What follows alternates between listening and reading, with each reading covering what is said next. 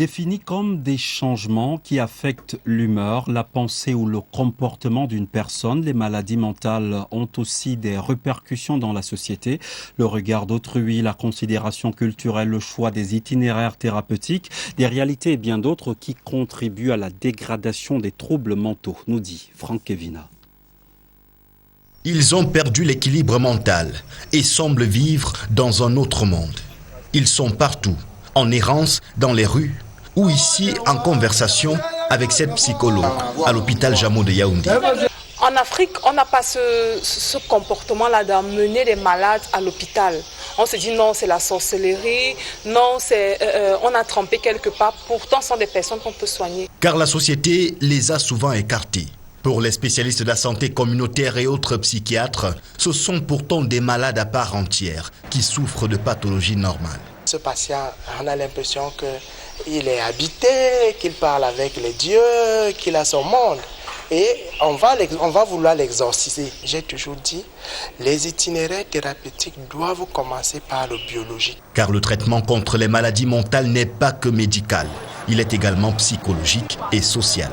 C'est un peu comme si quelqu'un vit avec un diabète, quelqu'un vit avec un VIH.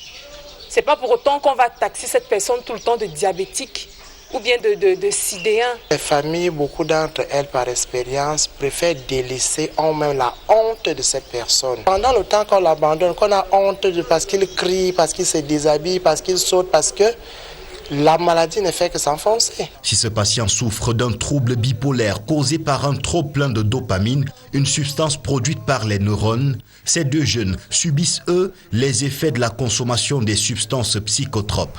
Ainsi, pour ceux qui en doutaient encore, la drogue peut conduire à Jamou. Et les étudiants, eux, ont renoué avec les campus universitaires, une année académique placée sous le signe de l'innovation pour un meilleur épanouissement des apprenants, professionnalisation des enseignements, aménagement des aires de jeu, renouvellement des infrastructures. Marlise Enouambarga Aoumou présente ce nouveau tableau. Le campus universitaire de Yaoundé 2 fait peau neuve pour accueillir cette année les nouveaux venus dans un environnement propre et sain avec un accent sur la professionnalisation des enseignements. Nous avons depuis l'année dernière un master professionnel qui est très couru, celui qui est dédié aux droits et pratiques foncières et domaniales. Nous ne démultiplions pas nécessairement les formations, nous ciblons les formations et notamment nous essayons de mettre en œuvre ce que les autres ne font pas. Le respect des mesures barrières et de mise, ainsi que la revue des effectifs à la baisse avec une capacité d'accueil un peu plus grande. Même exigence dans le secteur privé où l'enseignement à distance occupe une place de choix. L'étudiant aura la possibilité d'échanger avec un enseignant sans pouvoir le toucher, mais les connaissances ne souffront de rien puisqu'il y a interchangeabilité et les infrastructures ont été montées, installées pour que cela se passe dans les bonnes conditions. Que ce soit dans le public comme dans le privé, les responsables veulent ainsi forger le squelette moral et mental des étudiants de plus en plus nombreux en quête de savoir.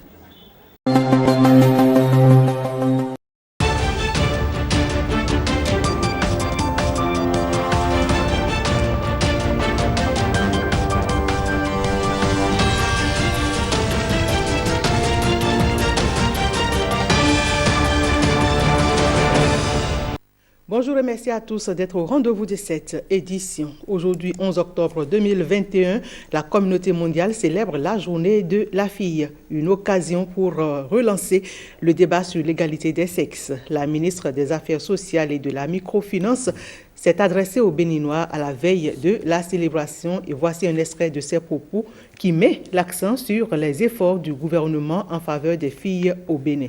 Véronique Toinfodé est au micro de Jean-Claude James.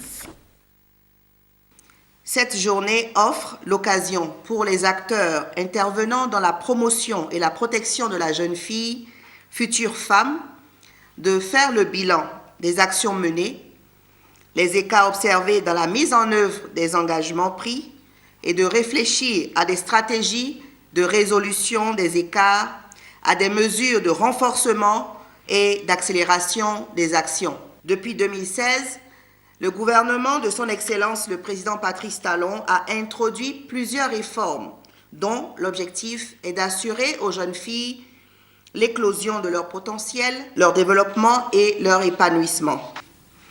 Outre ces actions, le gouvernement du Bénin, à travers le ministère des Affaires sociales et de la microfinance, mène plusieurs activités pour permettre le développement personnel et professionnel de la jeune fille béninoise. La campagne Agbazachi est l'un des projets sectoriels, plus encore le projet régional sur l'autonomisation des femmes et le dividende démographique au Sahel de Suède, dont le gouvernement du Bénin est bénéficiaire, s'emploie à réaliser les droits et du plein potentiel des 3 302 000 jeunes, filles et garçons, d'ici 2024. Le gouvernement a transmis il y a quelques jours seulement à l'Assemblée nationale, pour une étude en procédure d'urgence, un projet de loi portant dispositions spéciales de répression des infractions commises à raison du sexe des personnes et de la protection de la femme en République du Bénin. Toutefois, je voudrais lancer un appel à tous pour que chacun et chacune puisse rester garant des textes de la République en veillant au respect des droits des filles pour la réalisation des objectifs de développement durable à l'horizon 2030. L'un des droits de la jeune fille fort revendiqué ces derniers temps, bien sûr, le droit à l'éducation sexuelle. Voyons à présent cet atelier de renforcement des capacités des députés béninois sur l'éducation à la santé sexuelle. La session a eu lieu à Grand Popo, une initiative conjointe de l'Agence béninoise pour la promotion de la famille et l'Assemblée nationale du Bénin. La cérémonie d'ouverture de l'atelier a été présidée par Louis Vlavonou. Firmin Bassao. Selon les études effectuées, 2 filles sur 3 n'ont aucune idée de ce qui leur arrive quand elles commencent à avoir leur menstru. Le manque d'informations fiables les expose à de nombreux préjudices. L'atelier de Grand Popo constitue donc une opportunité devant permettre aux députés et spécialistes du domaine de mieux cerner les préoccupations des jeunes et la nécessité de leur implication dans l'amélioration de leur santé sexuelle et reproductive. Chers honorables, votre présence ici pour la tenue de cet atelier traduit à mon sens votre volonté de faire de la santé sexuelle et reproductive des adolescents et jeunes une priorité. Déjà en septembre 2020, un atelier organisé par la BPF sur la santé sexuelle et reproductive s'est déroulé en ces mêmes lieux avec la participation active de plus de 40 députés de la 8e législature. L'une des principales recommandations de ces assises était de revoir la loi 2003 sur la santé sexuelle et reproductive au Bénin. Le présent séminaire, qui se tient au lendemain de l'ouverture de la 3e session extraordinaire de l'année 2021, constitue pour nous parlementaires une occasion de revisiter les textes qui traitent de la condition des femmes et de la famille de façon générale, sans aller à l'extrême que constitue la suppression de la vie, quelles que soient les circonstances. Plusieurs communications portant, entre autres, sur l'état des lieux de la santé sexuelle et reproductive au Bénin ont meublé les échanges.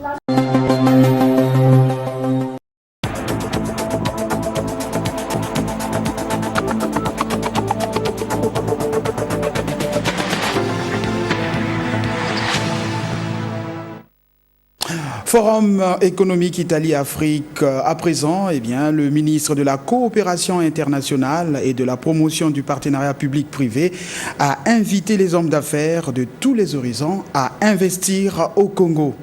Denis Christelle Sassou Nguesso participe à la 5e édition de ce forum qui s'est ouvert récemment à Rome. Profitant de cette tribune considérée comme le plus grand rendez-vous d'échange économique entre l'Italie et l'Afrique, le ministre de la Coopération a présenté différentes opportunités d'investir au Congo. C'est un commentaire de Brice Aristide Benza. Se déroulant en présence de personnalités politiques et d'acteurs économiques venus de divers horizons, le 5e Forum économique Italie-Afrique met en débat plusieurs thèmes, au nombre desquels l'Italie et la zone de libre-échange continentale africaine, une nouvelle plateforme de collaboration pour une croissance durable. Un autre sujet d'importance concerne la formation et le développement. Là-dessus, Les échanges ont pour matière la taxation et l'inclusion sociale en vue d'une croissance économique en Afrique. Le Forum économique de Rome est un pan d'opportunités et d'investissement entre l'Italie et l'Afrique, a indiqué le ministre de la Coopération internationale et de la promotion du partenariat public-privé. Évoquant singulièrement les relations bilatérales entre l'Italie et le Congo, vieilles de plus de 50 ans aujourd'hui, Denis Christelle Sassou Nguesso a fait découvrir à l'auditoire le Congo sous tous ses aspects favorables au développement des affaires. Le Congo est une terre d'opportunités au regard de ses innombrables atouts et potentialités. Le Congo dispose d'un important gisement d'investissement et ensuite parce que des efforts inlassables ont été entrepris pour garantir la paix, la stabilité, conditions sine qua non et prérequis indispensables pour un climat des affaires propice aux investissements directs étrangers. En un sens, toutes les conditions sont réunies pour une création plus rapide d'entreprises en République du Congo. Nous vous invitons au Congo car c'est une vraie terre d'opportunités et la vision du gouvernement, nous l'avons dit plus haut, diriger les partenariats publics-privés en mode de financement des projets est le canal par lequel nous souhaiterions vous voir investir au Congo. Les garanties existent pour sécuriser les investissements, a conclu le ministre Denis Christelle Sassou Nguesso.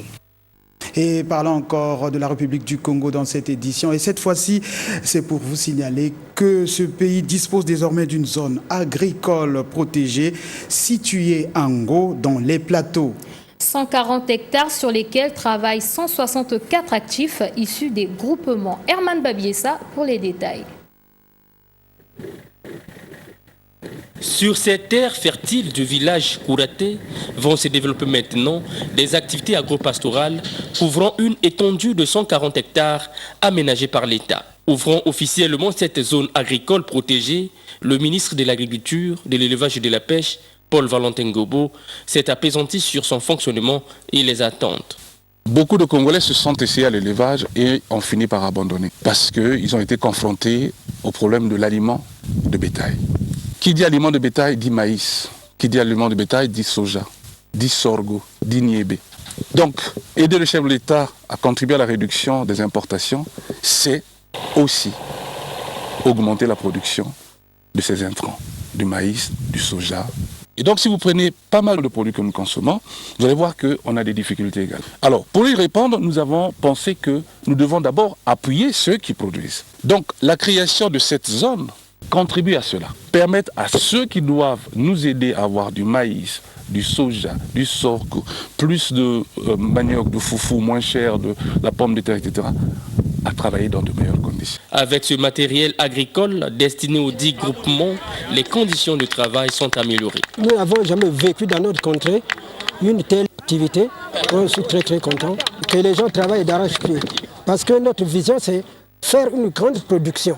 Parce que la terre est très importante. Le pétrole s'épuise, mais la terre ne s'épuise pas. L'implantation de la zone agricole protégée dans le district de Ngo est un honneur et à la fois une grande responsabilité, a signifié la préfète des Plateaux. Je remercie vivement Monsieur le Président de la République pour avoir tenu sa promesse et réalisé ce qu'il nous avait dit en secret quand il nous a reçus les dames des Plateaux. J'y veillerai pour que nous ne prenions pas la dernière place, que Ngo soit en tête. Ils doivent tout faire pour faire que cette richesse qu'on leur donne aujourd'hui augmente, pour que notre pays demain puisse satisfaire ses besoins en tout ce dont nous consommons dans nos maisons. Ces agriculteurs, déjà habitués à travailler dans ces savanes herbeuses des plateaux, amorceront leur campagne agricole du manioc et de l'arachide.